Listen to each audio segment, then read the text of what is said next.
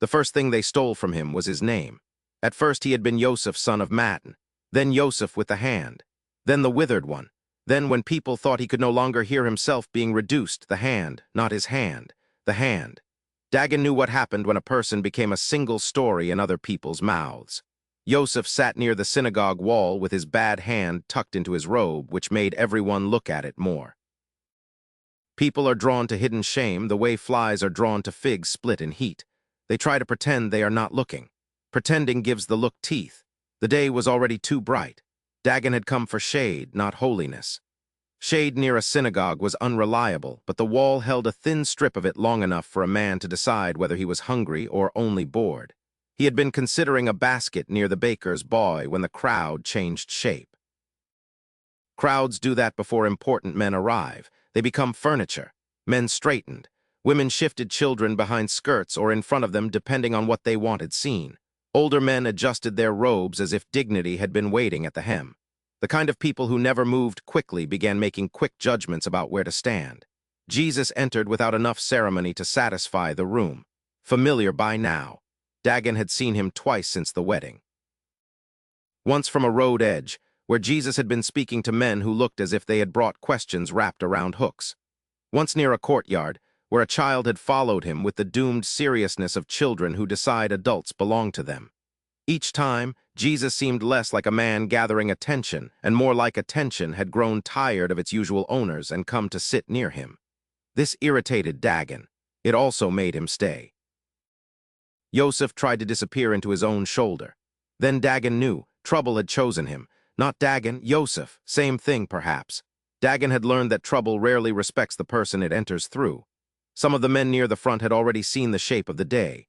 Dagon could almost see the calculation: law, rest, work, healing, accusation, test. Men who could not heal a hand had discovered how useful the hand might be for catching someone else. Yosef did not seem useful to himself, the cruelty of it. His suffering had become a tool in the hands of men who did not have to carry it home. Jesus looked at him, not at the hand first. At him, the difference struck the room more sharply than a shout. "Stand here," Jesus said. Yosef's face emptied. There are commands that free a man and commands that expose him. Often they sound alike at first. He stood, slowly. The robe shifted. The bad hand remained hidden. A child near the doorway leaned to see, and his mother pulled him back without taking her own eyes away. Dagon's throat tightened. He hated public mercy. Public mercy gave witnesses. It changed the story in other people's mouths. Jesus let the silence stretch until it had to reveal itself.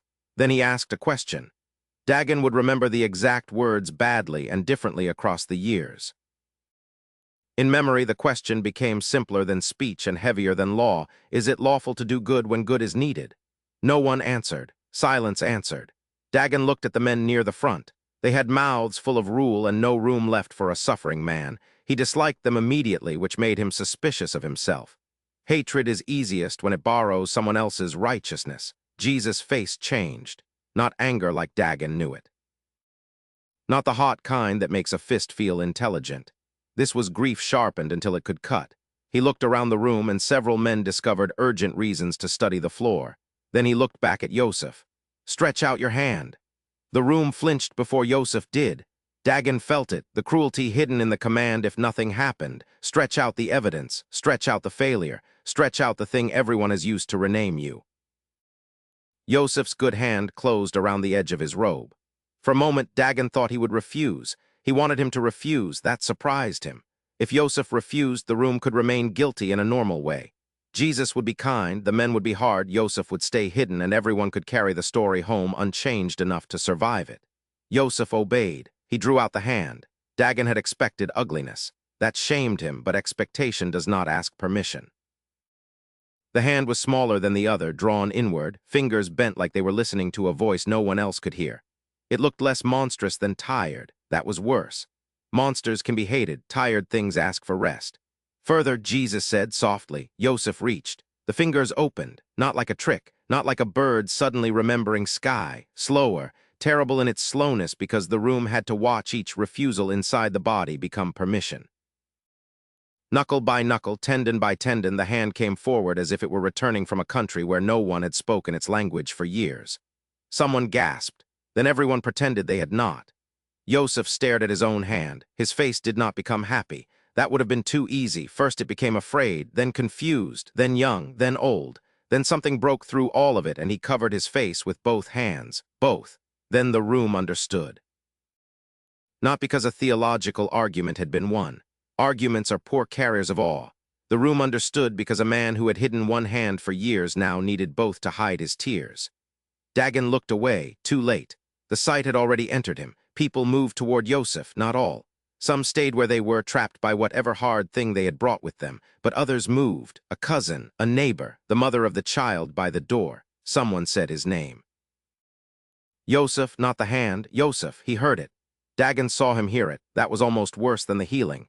Jesus stepped back. This also irritated Dagon. A man who could do such a thing should stand in the center and make everyone admit what had happened. He should demand apology from the ones who had used Yosef as a trap.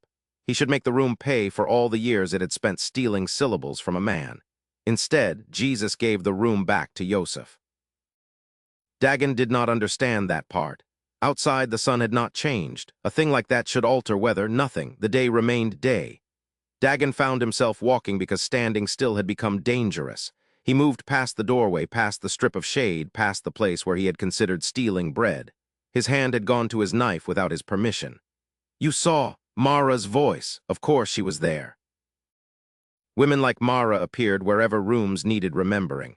She stood near a low wall with a folded cloth over one arm and an expression that suggested she had already decided not to let him escape easily. I see many things, Dagon said. Not like that. You know how I see now? I know how you leave when seeing costs you. He should have hated her. He was trying. What do you want? He asked. From you. She looked toward the doorway where Yosef's name continued moving through people's mouths like water finding old channels. Nothing. No one wants nothing. You say that often. It remains true. Maybe you say it because if someone wants nothing, you do not know where to put the knife. His hand left the knife. He had not realized it was still there. Mara noticed because Mara noticed everything that made a room safer or more dangerous. Dagon looked away first. He should have done it privately, he said. Who? Your teacher. He is not mine. Everyone is someone's when food starts moving. Mara accepted that with a small tilt of the head. Why privately? Dagon regretted speaking. A man does not need a crowd for shame. No, she said, but sometimes he needs one for his name. That landed badly, not because it was wrong. Dagon began walking again. Mara did not follow. That was one of her cruelties. She let words do work after her feet stopped. He made it as far as the alley behind the oil cellar before he had to lean against a wall. He put one hand inside his robe where the carved bird rested against his ribs in its cloth. He thought of Ali because the room had said Yosef's name. Names could return. If names could return, then other things might return with them. Debt, memory, guilt. The smoke over Sepphoris had not gone out of him in 20 years. It only got quieter when he was not looking. Dagon pressed the carved bird harder until the bad wing bit his skin. No, he said. He was not sure who he had answered. He stayed under the wall longer than he meant to. The shade of the oil cellar's alley had begun to fail. The rim of light had walked one finger across the dust between his sandal and the opposite wall, and he had watched it without watching it. Then a shadow fell across the rim and stayed. He did not look up. The shadow did not move on. You are slow at deciding to leave a wall. Dagon knew the voice. He had known it since the market with the brother and sister and the water skin that tasted of berries. He had known it under the canopies at Cana. He had heard it an hour ago in the synagogue saying Yosef to a man who had been the hand. The voice did not arrive with thunder. The voice walked. Dagon did not stand. The wall was holding too much of him up. Jesus crouched. The way a working man crouches when he wants to be eye to eye with another man's trouble without making the other look up. His sandals had picked up the same dust as Dagon's. There was a small fresh cut along the side of his thumb. For a long moment, neither of them spoke. The carved bird was still in Dagon's fist. He had not put it away. The bad wing pressed into the soft place of his thumb. He waited for the question. What is that? Whose was it? Why does it hurt you? The kinds of questions a man asked when he wanted to fix something quickly so he could move on. Jesus did not ask. He looked at the bird. He looked at Dagon's hand. He looked at the lane. Then he said, Sepphoris. Dagon stopped breathing for a count of 3.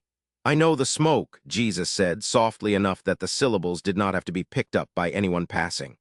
I was small when it happened. I do not remember it. The men who came back from it lived above us for the rest of my growing. Some of them never put their hands down. Not what Dagon had expected. A teaching, maybe. A correction, forgive, let go. The fire is not yours to carry, something that would have armed Dagon's anger and made escape easier. Instead, the man crouched beside him said some of them never put their hands down. It was a witness, not a sermon. Dagon's fingers loosened around the bird. He did not know he had done it until the bad wing stopped pressing into the soft place of his thumb. Jesus did not look at him while he loosened. The mercy. A man who has just released a thing he has held for 20 years does not need a face to perform release for.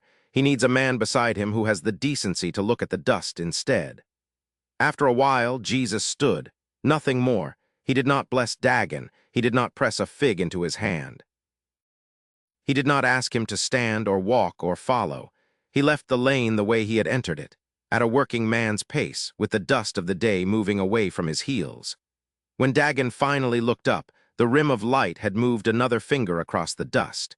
He stayed